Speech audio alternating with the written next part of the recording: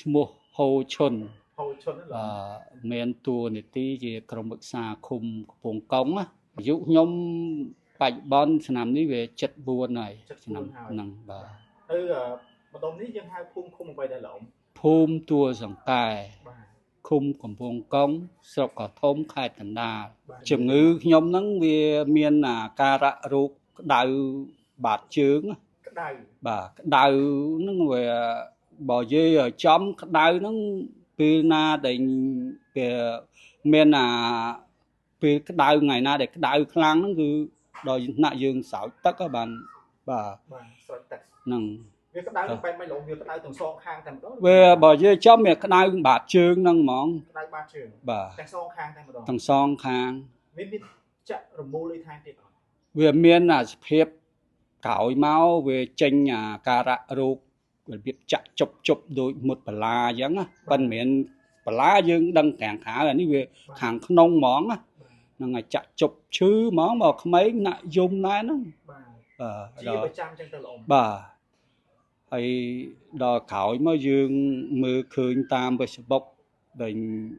ខាងក្រុមហ៊ុនផ្សាយវិហុបហ្នឹង បាទ និយាយទៅវាត្រូវអាការៈរោគរបស់យើង បាទ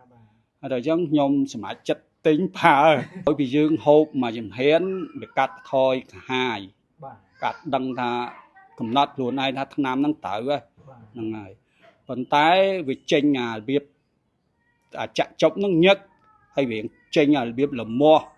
មាស់បាតជើងណាលមាស់ហ្នឹងពេលខ្លះយើងអេះណាយអត់បាតទេទៅយកអាឈើដែលយើងអេះខ្នងយកទៅចកត់មកឈើអាហ្នឹងអន់ណាបាតហ្នឹងច្រើនពេលយប់ដែលយើងដេកពេលថ្ងៃអត់អីទេ ប្រហែលថ្ងៃចាប់ដើមដឹងថាវាធូរទៅលើអាកាសហ្នឹង អាហ្នឹងអស់មកប្រអប់តូចដែលលោកគ្រូផ្សំឲ្យខ្ញុំ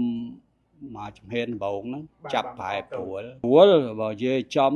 យើងចាប់ស្រួលថាបើនិយាយចំចាប់ដឹងតាំងពីប្រអប់ទី1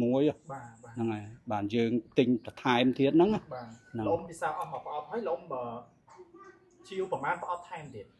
ក្រោយ3 ទៀត បាទបើនិយាយឲ្យចំវាបើនិយាយពីសុខភាពដែលនេះវាចូល98%បាទព្រោះខ្ញុំកំណត់ខ្លួនខ្ញុំព្រោះខ្ញុំហូបខ្ញុំចេះតាមដានណាអស់អា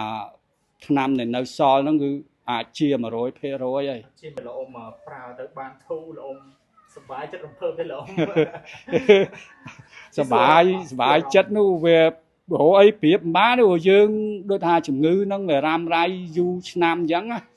វាអងអស់សង្ឃឹមណាស់ហ្នឹងទិញឆ្នាំនេះមិនត្រូវឆ្នាំនោះមិនត្រូវហើយដល់មកចាប់ហូបវិហុបហ្នឹងវាត្រូវនិយាយចំវាចូលកន្លែងទាល់មិនដឹងទៅណាទៀតបើសង្ឃឹមពេទ្យដល់ពេទ្យសួរដេញដោលដូចមិនដឹងឲ្យថាជំងឺហ្នឹងជំងឺអីដែរហ្នឹងហើយដល់អញ្ចឹងយើងចូលកន្លែងដូចទាល់ច្រកមើលដល់ឃើញថ្នាំវិហុបដែលផ្សាយតាម Facebook តាមអីហ្នឹងវាត្រូវការៈរោគរបស់យើងខ្ញុំបើនិយាយចំខ្ញុំឲ្យតម្លៃត្រឹមខ្ញុំចាប់អន់ខ្ញុំទុកចិត្តថ្នាំហ្នឹង 100% ហ្មងព្រោះការៈរោគដែលគេហូបមុនគេនិយាយមកត្រូវរោគរបស់យើងហ្នឹងហើយឥឡូវសម្រាប់ថ្ងៃនេះលោកអ៊ំការចែកម្លែកនៅវីដេអូនេះតែមានការសូកប៉ាន់ពីខាងក្មួយដែរអត់ឬក៏លោកអ៊ំស្ម័គ្រចិត្តចែកម្លែកដោយខ្លួនឯងអ្វីដែលលោកអ៊ំប្រើបានអល់រឿងចំណុចហ្នឹងមួយខ្ញុំអាយុ74ហើយគឺអត់ភ័ព្វខ្លួនឯងក៏អត់ភ័ព្វអ្នកដទៃដែរបើខ្លួនឯងជាបានហ៊ាននិយាយប្រាប់មកសម្ភាសអញ្ចឹងអាហ្នឹងវាជាអង្កេតយុះរបស់យើងដែរណាបើកាលណាយើងនិយាយខុសការពិតអាហ្នឹងជាជន25ខេត្តក្រុងវាអត់ឲ្យតម្លៃយើងទេព្រោះយើងមានប្រវត្តិរូបតួនាទីក្រុមប្រឹក្សាផងអីផងហើយទៅភោធ្វើមិនកើតទោះបីលោកគ្រូឲ្យប្រហែលក៏ខ្ញុំនិយាយមិនកើតដែរពេលដែលខុសពីការពិតអត់ទេហ្នឹងហើយឥឡូវនេះសម្រាប់លោកអ៊ំផ្ទាល់ដល់លោកអ៊ំមានពាក្យពេចន៍អីខ្លះផ្ដាំផ្ញើទៅលោកតាលោកយាយដែលគាត់មានអាការៈដូចលោកអ៊ំហ្នឹងឬក៏បញ្ហាគាត់ធ្ងន់ជាងលោកអ៊ំទេលោកអ៊ំមានពាក្យពេចន៍អីខ្លះដែរខ្ញុំគាត់ជូនជាតំណែងដោយសារខ្ញុំវាជាអាការៈរោគក្តៅកាហាយបាតជើងហ្នឹងណាហើយបងប្អូនណាដែលនៅខេត្តដែលបានឃើញសេចក្តី ផ្ដល់ជាព័ត៌មានហើយបងប្អូនមានអាការៈរោគដូចខ្ញុំគឺសូមជាវថ្នាំវិហុបនឹងយកទៅប្រើមិនខុសបំណងទេ